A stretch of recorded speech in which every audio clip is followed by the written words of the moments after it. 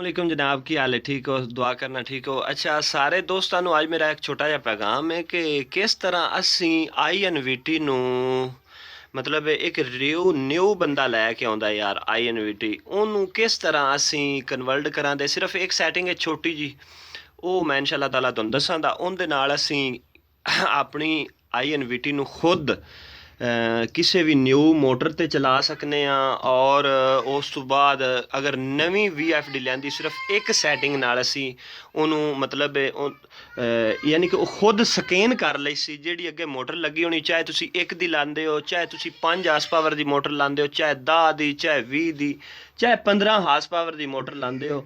ਉਹਦੇ ਵਿੱਚ ਸਿਰਫ ਇੱਕ ਸੈਟਿੰਗ ਕਰਨ ਨਾਲ ਤੁਹਾਨੂੰ ਸਾਰਾ ਯਾਨੀ ਕਿ ਜਿਹੜਾ ਹੈ ਨਾ ਉਸ ਦੋਨ ਦਸ ਛੱਡ ਸੀ ਮਤਲਬ ਹੈ ਨਾ ਕਿ ਇਹਦੇ ਵਿੱਚ ਖੁਦ ਆਪਣੇ ਅੰਦਰ ਉਹ ਫੀਲਡ ਕਰ ਲਈ ਸੀ ਫੰਕਸ਼ਨ। ਤੇ ਉਹਦੇ ਬਾਰੇ ਮੈਂ ਅੱਜ ਭਰਾਵਾਂ ਨੂੰ ਦੱਸਣ ਲੱਗਾ।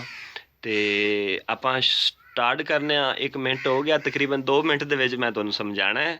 2-3 ਮਿੰਟ ਦੀ ਮੇਰੀ ਵੀਡੀਓ ਹੁੰਦੀ ਹੈ। ਅੱਛਾ, ਸ਼ੁਰੂ ਕਰਨੇ ਆ। ਸਭ ਤੋਂ ਪਹਿਲੇ ਅਸੀਂ ਕੀ ਕਰਨਾ ਹੈ, ਅਸੀਂ P0 'ਚ ਆ ਗਏ। ਠੀਕ ਹੈ, P0 16 'ਚ ਅਸੀਂ ਜਾਣਾ। P0 ਇੰਟਰ ਦਬਾ ਲਿਆ। ਅੱਛਾ, P0 16 'ਚ ਆ ਗਿਆ। ਠੀਕ ਹੈ ਨਾ। ਇਹ 15 14 ਇਹ ਉੱਤੇ ਕਰੀਏ ਤੇ 12 13 ਇਹ 16 ਦੇ ਵਿੱਚ ਜਾਣਾ। ਠੀਕ ਹੈ, 16 ਦੇ ਵਿੱਚ ਜਾ ਕੇ ਅਸੀਂ ਇੰਟਰ ਹੋ ਗਏ।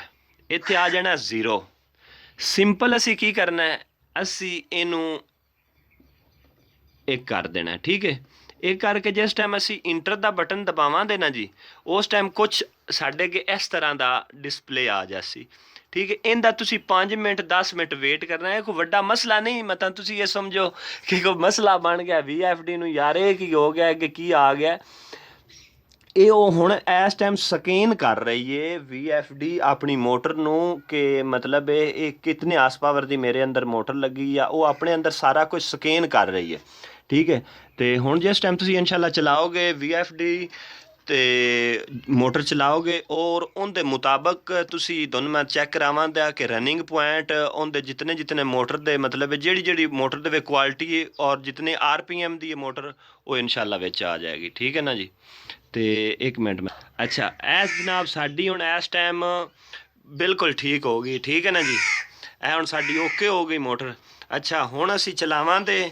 ਇਹ ਦੇਖਿਆ ਜੇ ਮੋਟਰ ਸਾਡੀ ਚੱਲ ਜਾਏਗੀ। ਠੀਕ ਹੈ ਨਾ ਜੀ, ਇਹ ਮੋਟਰ ਚੱਲ ਗਈ ਹੈ। ਠੀਕ ਹੈ, ਇਸ ਨੇ ਖੁਦ ਆਪਣੇ ਅੰਦਰ ਫੀਲਡ ਕਰ ਲਿਆ। ਇਹ ਮੋਟਰ ਸਾਡੀ ਉਸ ਤੋਂ ਬਾਅਦ ਮੈਂ ਤੁਹਾਨੂੰ ਫੰਕਸ਼ਨ ਚੈੱਕ ਕਰਾਨਾ ਬਈ ਤੁਸੀਂ ਇਹ ਚੈੱਕ ਕਰੋ। ਵੀਡੀਓ ਲੰਬੀ ਹੋ ਜਾਣੀ ਹੈ। P2 ਦਾ ਟੋਟਲ ਇਹਦੇ ਵਿੱਚ ਪੁਆਇੰਟ ਹੁੰਦਾ। P2 ਦੇ ਵਿੱਚ ਇੰਟਰ ਹੋ ਗਿਆ ਤੇ ਇਹ ਸਾਰੇ ਵੇਖ ਲਓ ਮਤਲਬ ਹੈ ਨਾ ਇੰਟਰ 50 RPM ਹੈ, ਇਹ RPM ਇਹਦੇ 1400 ਨੇ, ਇਹ 380 ਵੋਲਟ ਹੈ। ਇਹ ਮਤਲਬ ਸਾਰਾ ਉਹਦੇ ਵਿੱਚ ਫੀਲਡ ਹੋ ਗਿਆ। ਠੀਕ ਹੈ, ਇਤਨਾ ਕੰਮ ਹੈ। ਤੇ ਇਹ ਦੋਨੋਂ ਭਰਾਵਾਂ ਨੂੰ ਸਾਰਾ ਸਮਝਾ, ਇਸ ਖੁਦ ਸਾਰਾ ਆਪਣੇ ਅੰਦਰ ਫੀਲਡ ਕਰ ਰਿਹਾ। ਬਹੁਤ ਮਿਹਰਬਾਨੀ, ਸ਼ੁਕਰੀਆ, ਜਜ਼ਾਕ ਅੱਲਾ। ਅੱਲਾ ਤੁਹਾਨੂੰ ਖੁਸ਼ ਰੱਖੇ। ਹੋ ਸਕੇ ਚੈਨਲ ਨੂੰ ਸਬਸਕ੍ਰਾਈਬ ਕਰ ਦਿਆ ਜੇ, ਨਾ ਹੋ ਸਕੇ ਸਾਡੇ ਅੱਖ ਸਿਰਫ ਦੁਆ ਕਰ ਦਿਆ ਜੇ। ਬਹੁਤ ਮਿਹਰਬਾਨੀ, ਸ਼ੁਕਰੀਆ।